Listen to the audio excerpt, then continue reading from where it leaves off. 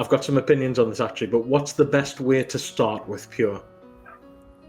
Oh my goodness. Okay, well, what I would do is on that website, and I know they have the syllabus that shows all of the different courses.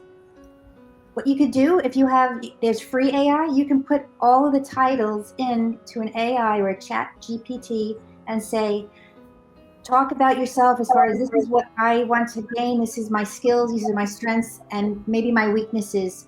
Put all of these courses in a way that would be best for me. So you can, and in a minute, less than that, it will tell you that way to use it. Or if you don't want to do AI, that's fine. The way I would start is just go in order of the, when you log in, it will have everything in order, and you can just go that way so you don't miss a course. But what's the beauty of on the side is a drop-down menu that will say in progress or what you haven't finished, so you won't miss anything. And of course, you can't get to the last exam until everything's completed. But I would start from, left to right, unless you want to make it more of a focus for yourself. Like I can't think of my words, but that's me. No, I get you. What's going on? Customize, that's the word. If you wanted to customize it, otherwise it's fine. Everything is autonomous. You don't need one course without the other, basically. Great. Tanya?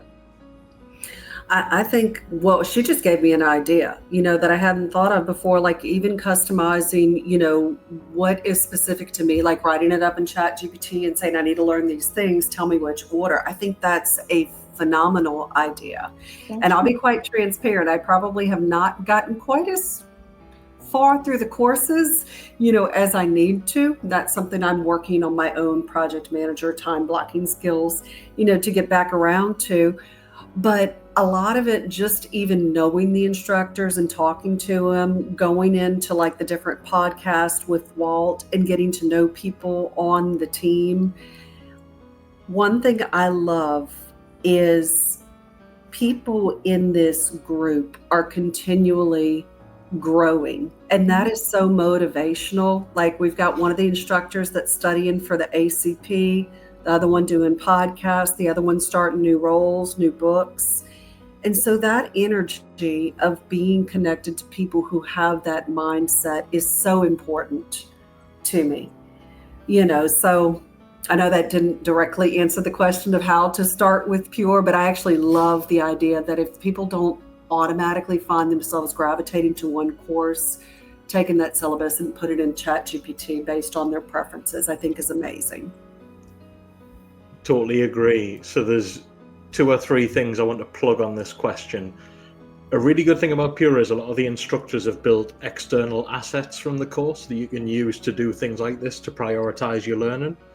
I'm thinking of Brooks, Clinton Herman, who's put together a great Excel spreadsheet that shows you all the courses, the PDUs per course, the instructor, the icons, the description. Walt, who I think Tanya, you mentioned, he's done something very similar. So there's another sort of tracker that you can have a look at and prioritize against. And I've put together a Miro board that has the standard table that you'd expect that you can move things around in. But on the AI point, I've actually also embedded an AI chatbot into the Miro board. So if you want to talk to that, it's a subject matter expert in all things Pure. So that can direct you on how you can get the most out of it and how to prioritize your learning as well. So in a nutshell, I think there's a lot of different ways and a lot of assets that instructors have put together that learners can use.